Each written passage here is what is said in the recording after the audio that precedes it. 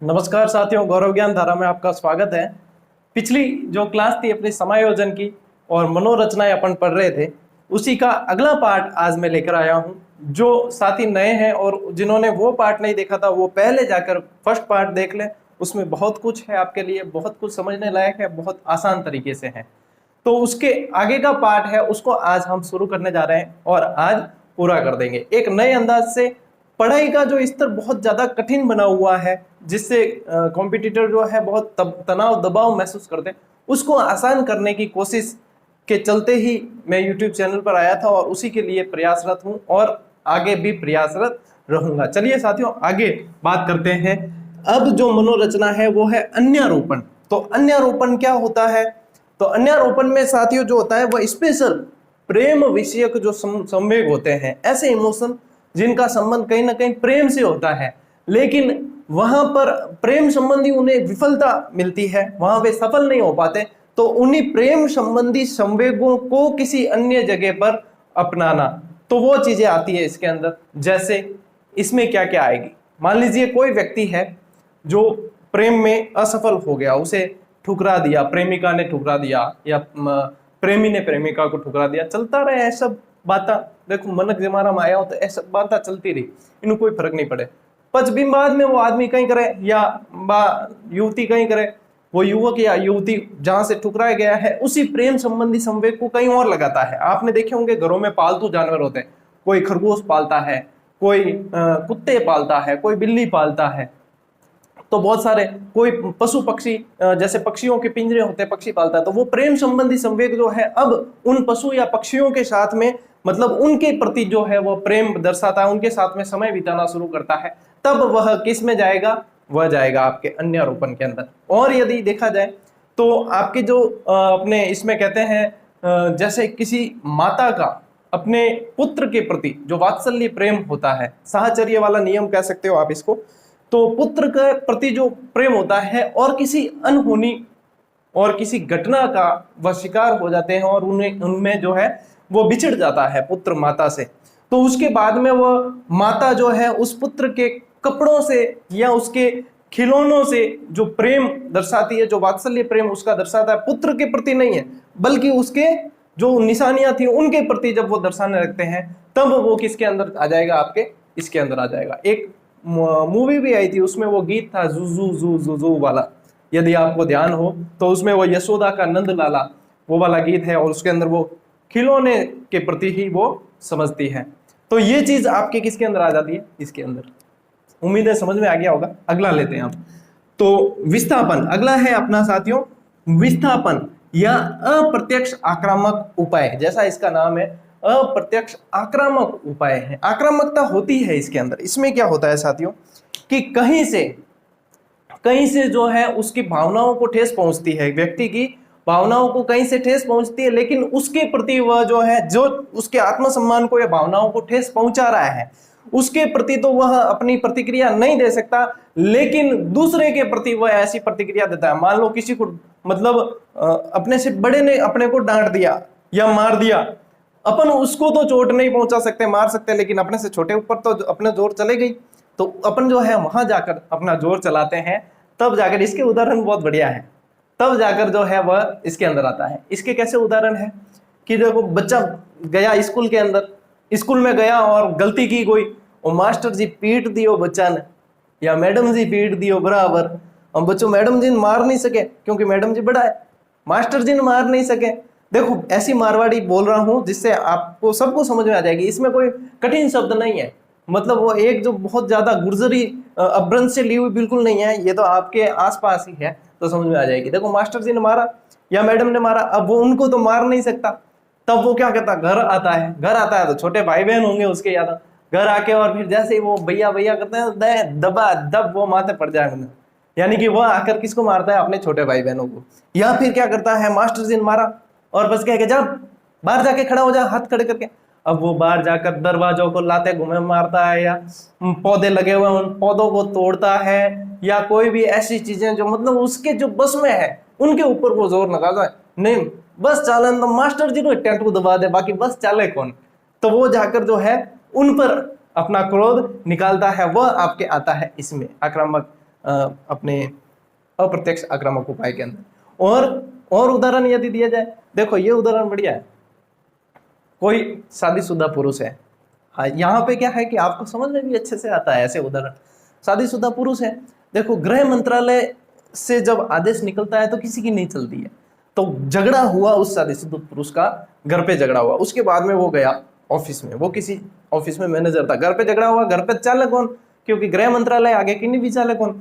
अब घर पे झगड़ा हुआ, वहां पे गया ऑफिस में, और ऑफिस में जो एम्प्लॉय थे उसके, उनको जाकर डायरेक्ट बिना बात ही खरी खोटी यूं यूं फटाफट ने, पता नहीं चलता है आपको ना ऐसे काम करना चाहिए ना ऐसे करना, जबकि उनकी कोई गलती नहीं, बस बे समझ जाए क्या मैडम जी जो क्या है, कोई मैडम रे हाथ झगड़ो हुआ या मैडम तड़का में भेज दिया, जा आज आज मारा माथे चढ़े।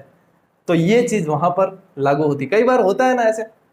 तो ये सारी चीजें जो है साथियों, ये विस्थापन के अंदर आपके आती है। मतलब ऐसे अप्रत्यक्ष आक्रामक उपाय के जरिए जो है ये समायोजन किया जाता है एक तरीके से। तो इससे संबंधित जो भी उदाहरण आए, अब आप परीक्षा में गलत नहीं करेंगे। तो अब चलते हैं साथियों क्षतिपूर्ति। क्षतिपूर्ति जैसा शब्द आपको दिख रहा है वैसी चीज है, इसमें प्रत्यक्ष और अप्रत्यक्ष दो तरह की होती है, यह चीज हमेशा ध्यान रखना। प्रत्यक्ष में तो क्या होगा कि उसी परिस्थिति में समायोजन किया जाएगा, क्षतिपूर्ति की जाएगी। अप्रत्यक्ष में परिस्थितियां बदल के समायोजन किया जाएगा। कैसे? ये सारी मनोरचनाएं जो है उदाहरण के अलावा आप समझ नहीं सकते, डायरेक्ट लैंग्वेज पे आएगी तो आप समझ नहीं पाओगे, उदाहरण समझने जरूरी है। प्रत्यक्ष में आपने सभी ने देखा है और सभी को पता है ये उदाहरण कि किसी लड़की की हाइट कम है, लंबाई कम है, लेकिन वह ऊंची एड़ी के सैंडल पहनकर जो है वह क्षतिपूर्ति कर दी। आजकल तो चल निकला है, पेंसिल ने कई तरह की सैंडल चले, पेंसिल इतनी पतली पतली मरे अचंबो वे चाले की गढ़ है, इतनी पतली पतली, मतलब बिल्कुल ही पेंसिल एडी नुकीली सैंडल है, मान लो ये सैंडल है और इतनी पतली हील होती है, इस पर बैलेंस कैसे बनता होगा? मैं तो यही सोचता हूँ कई बार कि इतना, मतलब वास्तव में ओलंपिक और में कोई गोल्ड मेडल इस पे चलने को मिला, इस पे चलने के लिए दिया जाए तो एक गोल्ड मेडल तो अपने यहाँ पे आना बनता है। काफी जो है ये टैलेंट है एक तरह का, इतना बैलेंस बनाना। तो ये चीज जो है क्षतिपूर्ति, कई जनों इतनी लंबी लंबी हील पहन लेते, कई जनों की लड़कियों के हाइट कम नहीं होती फिर भी हील पहन लेती, बेचारा आदमी इन भावनों ग्रसित जा मेरू लंबी की कढ़ाई थी। तो ये चीजें, मतलब हाइट कम है और हील पहनकर जब उसको समायोजन किया जाए तो वह आता है आपके इस के अंदर आ जाए, प्रत्यक्ष के अंदर आ जाएगा। अप्रत्यक्ष के अंदर क्या आएगा? मान लीजिए कोई व्यक्ति जो है वह पढ़ने में होशियार नहीं है, भाई काफी कोशिश कर ली, पढ़ने में होशियार नहीं है, कई सबकी अलग अलग क्षमताएं होती है, वह पढ़ने में होशियार नहीं है लेकिन वह खेलकूद में होशियार है, लेकिन वह कृषि में होशियार है, वह अन्य चीजों में होशियार है। अब आने वाली नई शिक्षा नीति इस पर फोकस रहेगी पूरी की पूरी, जो है जीविकोपार्जन से संबंधित, और दूसरी जो है सह शैक्षिक गतिविधियां, ये सारी चीजें इसके अंदर समायोजित की गई है। तो अच्छी नई शिक्षा नीति काफी फायदेमंद साबित होगी।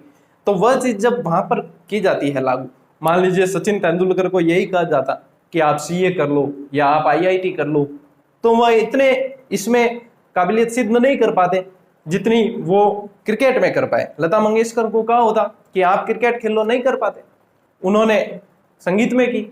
नीरज चोपड़ा जो कल गोल्ड मेडल लेकर आए, बहुत ही गर्व की बात है, उन्हें जेवलिन थ्रो के अंदर नहीं भेजकर उन्हें कहा होता कि नहीं आप स्विमिंग करो, तब नहीं कर पाते।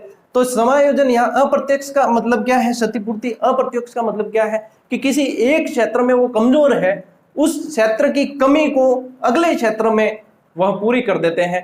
तो वहां पर कोई विकलांग छात्र है, मान लीजिए विकलांग छात्र है, दिव्यांग कहना उचित रहेगा, दिव्यांग छात्र है, तो दिव्यांग छात्र जो है वह फिजिकल एक्टिविटी में इतना एक्टिव नहीं हो पाता, लेकिन वह अपनी इस कमजोरी को बहुत अच्छे से पढ़कर, बहुत अच्छे से बढ़िया रैंक बनाकर, बहुत अच्छे से अपनी काबिलियत को सिद्ध करके वह समाज में वही स्थिति, वही सम्मान, वही मान सम्मान प्राप्त कर सकता है जो अन्य व्यक्ति कर सकते हैं। तो ये भी एक तरह की क्षतिपूर्ति है और ये समायोजन का एक तरीका है।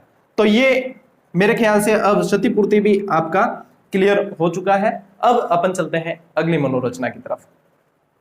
अगली जो अपनी मनोरचना है साथियों वो है प्रतिक्रिया विधान, जिसे प्रतिकरण भी कहा जाता है और विपरीत रचना निर्माण भी कहा जाता है। जैसा इसका नाम है विपरीत रचना निर्माण, यानी कि जो इसकी इच्छा होती है उस इच्छा के विपरीत कार्य करना, जो ये करना चाहता है वह नहीं, अंदर तो कुछ और चल रहा होता है लेकिन वह दिखाता कुछ और है, यानी कि बाहर से दिखावा करता है। कैसे?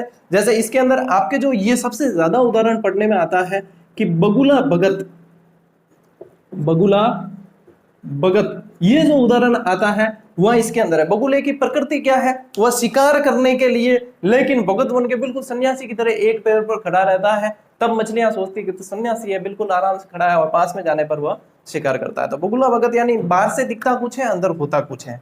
और यदि इसका उदाहरण देना चाहूं समझाने के हिसाब से, तो आप ये बिल्कुल अच्छी तरीके से समझ जाएंगे इस उदाहरण से। मान लीजिए कि कोई ऑफिस है और उसके अंदर कोई एम्प्लॉय काम करते हैं, और हर एम्प्लॉय के ऊपर कोई ना कोई उच्च अधिकारी होता है। चाहे कितना भी बड़ा अधिकारी हो, उसके ऊपर भी कोई ना कोई उच्च अधिकारी हो गई। तो जब वो उच्च अधिकारी मतलब किसी गलती पर, या गलती नहीं भी हो या गलती हो भी, तो उसे डांटता है, या हाँ उसको झिड़की देता है, या कोई भी आप कह दो कि उस अधीनस्थ जो कर्मचारी है उसको डांटता है। अरे यार तेरे को पता नहीं चलता, ये ऐसे किया जाता है, फाइल फेंक दे यूं पट कर दे, ऐसे किया जाता है, ऐसे किया जाता है, क्या करते हो तुम, क्या आता है तुम्हें, यूं कर दियो, कौन करियो, मैनेजर साहब करियो, किन माते करियो, एलडीसी माते कर दियो। मान लो एलडीसी की इच्छा तो कहीं वे माए, अंदर क्या इच्छा होती है? पकड़ गुद्दीन ठोकू दो घुमा दमा दम जिको अब सीधो हो जा, अंदर इच्छा होती है, लेकिन बाहर नहीं बताता। बाहर से क्या होता है, उसकी प्रतिक्रिया होती है, जी sir, sorry sir, sorry sir, अगली बार नहीं होगा सर। अरे तुम्हें पता नहीं चलता, ऐसे करना चाहिए, जी सर गलती होगी सर, अगली बार बिल्कुल सही होगा, कोई दिक्कत नहीं सर। फिर वो किस लिए? क्यों? उसको पता है भाई नौकरी करनी है मुझे, यहाँ नौकरी चली जाएगी। और अंदर ही अंदर इच्छा तो कैसी होती है कि पावर दिखाता है मुझे, अभी मिले बाहर तो ये भी बता दूं कि मैं क्या चीज हूँ। ले ये क्या है? ये आपकी चीज जो जिसके अंदर आती है वह विपरीत रचना निर्माण है। वह क्या है? प्रतिकरण है, ये प्रतिक्रिया विधान।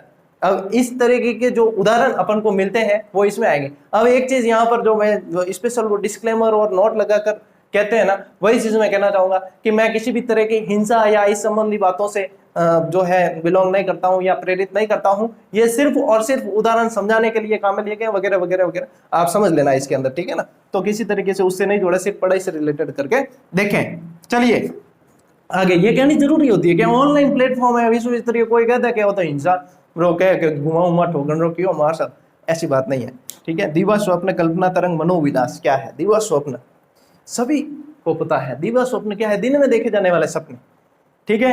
लेकिन मनोविलास और ये कल्पना तरंग ये क्या है? समायोजन के अंदर कैसे काम में आते हैं? दिवा स्वप्न जो है रीट का एग्जाम देने वाले और प्रतियोगी परीक्षा देने वाले सभी व्यक्ति दिवा स्वप्न जरूर देखते हैं। दिवा स्वप्न कैसे देखते हो?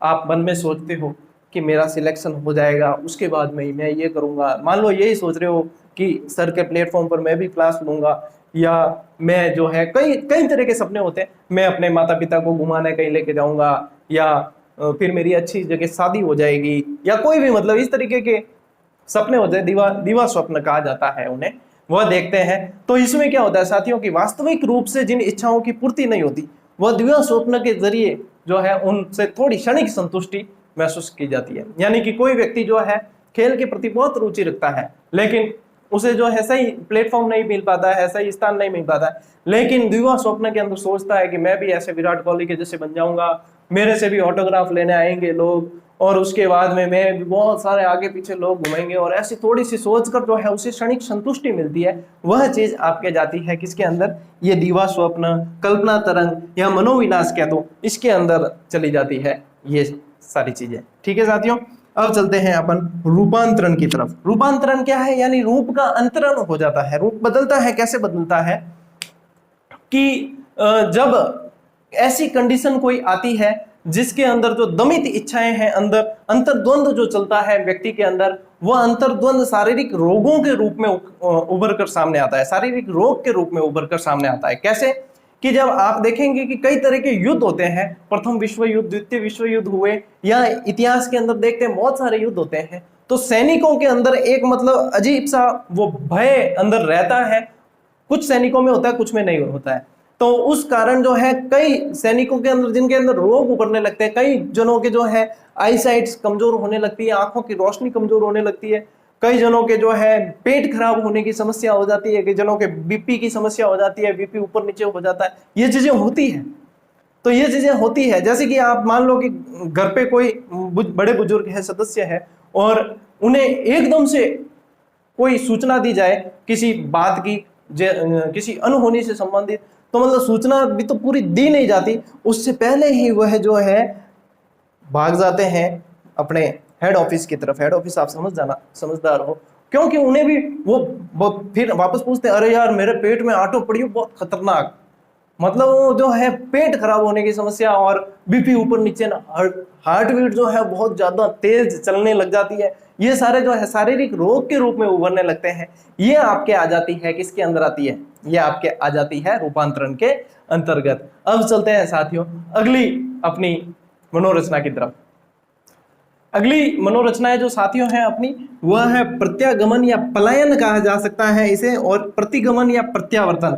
ज्यादा इन दोनों में अंतर नहीं है, छोटा सा अंतर है, वह आपको समझना है कि इसमें क्या होता है साथियों। प्रत्यागमन के अंदर कि जब व्यक्ति किसी एक परिस्थिति में, एक स्थिति में समायोजन नहीं कर पाता है, तो वह दूसरी स्थिति में जाकर समायोजन करने की कोशिश करता है, दूसरी स्थिति में। और यहां पर क्या होता है कि एक स्थिति में समायोजन नहीं कर पाता है, तो अपनी पूर्व स्थिति में, यानी पहले वाली स्थिति में जाकर जो है वह समायोजन करने की कोशिश करता है। वह प्रतिगमन के अंदर, प्रतिगमन या प्रत्यावर्तन, प्रतिगमन या प्रत्यावर्तन में क्या होता है, अपने से पहले वाली स्थिति के अंदर उसी स्थिति में जाने की कोशिश करता है जो इससे पहले थी, तब जाकर समायोजन करने की कोशिश करता है, और यहां पर दूसरी स्थिति में जाकर समायोजन करने की कोशिश करता है। कैसे कि अगर अपन प्रत्यागमन या पलायन की बात की जाए, जैसा पलायन शब्द आता है, तो आप ज्यादातर देखेंगे कि लोग आजकल आजीविका के कारण जो है गांवों से शहरों की ओर पलायन करते हैं।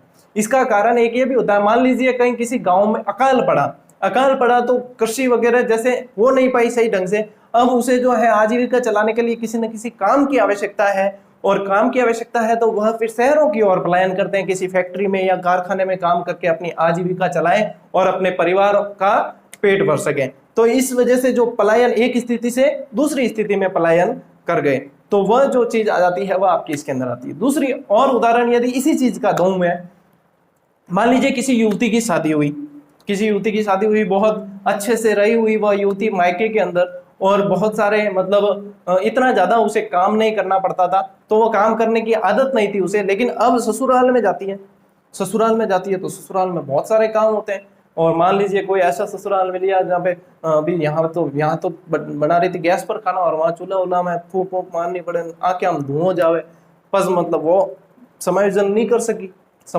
कर सकी, तो फिर वापस वो मायके आ जाती है, या फिर जो है या तो सास ससुर के साथ में रहकर, या फिर अपने पति के साथ में किसी अन्य जगह पर जाकर रहने लगती है, जो आजकल ज्यादातर चलन ये देखने को मिलता है। ये कोई अच्छी बात नहीं है वैसे, लेकिन ये चलन देखने को मिलता है, एकल परिवार ज्यादा देखने को मिल रहा है आज की संस्कृति में।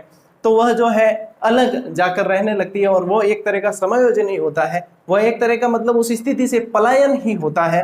तो वह चीज आपके आ जाती है इसके अंदर, प्रत्यागमन या पलायन के अंदर। अब प्रतिगमन के अंदर क्या आता है, अब इसमें मान लीजिए, अब जैसे मैंने बताया एकल परिवार की बोलता है, तो इसमें दोनों पक्ष काम करते हैं, कभी दोनों पक्षों की अलग अलग, कभी कई बार मजबूरियां होती है, और कई बार जो है अलग अलग विचारधाराओं के, अलग अलग मानसिकता के ऊपर होता है। जरूरी नहीं है कि एक पक्ष ही गलत हो, दोनों जिम्मेदार हो सकते हैं। इस मामले में अपन को नहीं पढ़ना है, अपन सिर्फ पढ़ाई से मतलब रखें। प्रतिगमन के अंदर क्या होता है, प्रतिगमन या प्रत्यावर्तन के अंदर ये होता है कि व्यक्ति उस स्थिति में समायोजन नहीं कर पा रहा है, तो अपनी पूर्व स्थिति में जाकर समायोजन करने की कोशिश करता है। कैसे कि कई बार आप देखते हैं कि बड़े बड़े बच्चे भी जो है घुटनों के बल चलते हैं, या फिर ये एक उदाहरण मैंने इसका ये भी देखा था कि कई बार जो है बच्चे बड़े होने के बाद भी जो है टॉयलेट कर देते हैं, अंदर बिस्तर पर ही टॉयलेट कर देते हैं, तो वो भी इसके अंदर जाता है। या फिर छोटे बच्चों की तरह रोने लगते हैं, कई बार बड़े वयस्क आदमी यदि छोटे बच्चों की तरह रोने लगे, तो वो भी एक तरह का क्या है, ये इस तरह का समायोजन के अंदर ही आता है। इसमें एक उदाहरण यह भी देखने को मिलता है साथियों कि किसी व्यक्ति द्वारा बिजनेस में नुकसान होने पर, बिजनेस में नुकसान हुआ उसे बहुत ज्यादा, तो बिजनेस चला जाएगा, पूरा उसका बिजनेस खराब हो गया। अब वह व्यापारी आदमी था, तो वो क्या करता है, बच्चों का बिजनेस गेम खेलने लगता है, मतलब अपने आप को एक तरह से समायोजित करने की कोशिश करता है, मनाने की कोशिश करता है, और उसमें फिर जीत कर जो है थोड़ी बहुत खुद को सांत्वना देने की कोशिश करता है कि मेरे अंदर काबिलियत अभी भी है, तो वह भी इसके अंदर चला जाता है। लेकिन एक बिजनेसमैन का एक और उदाहरण कि व्यक्ति का जो है बहुत ज्यादा उसके ऊपर कर्ज हो गया है ना, लोन वगैरह लिए बहुत ज्यादा हो गए, लेकिन ऐसी स्थिति में वह जब समायोजन नहीं कर पा रहा था, तो अपने आप को दिवालिया घोषित कर दिया, कई लोग करते हैं दिवालिया घोषित करने के बाद उसके पास कुछ नहीं ले सकते, उसको बल्कि पुलिस संरक्षण मिल जाता है। तो दिवालिया घोषित कर देता है, यानी कि वो स्थिति से दूसरी स्थिति में आ चुका है। अब वो किसके अंदर जाता है? वो इसके अंदर आता है, वो इसके अंदर आता है और बिजनेस खेलने लगता है, उसमें जीतकर अपने आप को सांत्वना देने की कोशिश करता है, वह आपके आता है इसके अंदर। तो साथियों, ये अपने मनोरचना वाला टॉपिक आज पूरा हुआ। कोशिश मैंने की है कि आपको अच्छे से अच्छे उदाहरण देकर और आपको बिल्कुल अच्छी तरीके से लैंग्वेज के माध्यम से या जो भी कहो आप प्रतिक्रियाओं के माध्यम से मैंने समझाने की कोशिश की है। लेकिन हो सकता है एक आध कोई मनोरचना रह गई हो तो वो आप कर देना, लगभग देख लेना उसके अंदर से। लगभग जो है मनोरचना के अंदर उदाहरण यहीं से ऐसे ही बनते हैं और इस तरीके के ही बनते हैं। तो उम्मीद मुझे है कि समझ में आपको आ रहा होगा। अपनी जो क्लासेस जिस तरीके से चल रही है, जैसा मैंने सोच रखा है, यदि वैसे ही चलता रहा, आप सभी का सहयोग मिलता रहा, तो आने वाले समय में आप देखेंगे साथियों, जो मैं चीज करना चाहता हूं वह यह है कि पढ़ाई को जो इतना कठिन समझा जाता है उससे बिल्कुल ही मतलब आपके सामने ऐसे परोस देना चाहता हूं कि पढ़ाई के प्रति सबकी रुचि बढ़ने लगे और जो कठिनाई का स्तर जो महसूस होता है वह महसूस नहीं हो। और एक निशुल्क शिक्षा के क्षेत्र में मेरा काम करने का बहुत पहले से सोचा हुआ था कि मैं यदि कुछ करूं आगे जाकर, चाहे मुझे अपने क्षेत्र में यानी पदोन्नति की इतनी लालसा नहीं है जितना मुझे इस क्षेत्र के प्रति जो है झुकाव रहता है, रुझान रहता है कि मैं निशुल्क शिक्षा के क्षेत्र में कुछ करना चाहता हूं और वह ये प्लेटफॉर्म मुझे इससे अच्छा नहीं मिल सकता। इसीलिए मैं आप सभी के साथ में जुड़ा हूं। तो आप सभी भी जुड़े रहें ऐसे ही, और क्लासेस अच्छी लगती है तो शेयर जरूर करें, तो क्यों ज्यादा विद्यार्थी जुड़ेंगे तो अच्छा लगेगा हमें भी और उन्हें भी पढ़ने में आसानी महसूस होगी। तो मिलते हैं साथियों अगली क्लास में, तब तक के लिए राम राम, जय हिंद।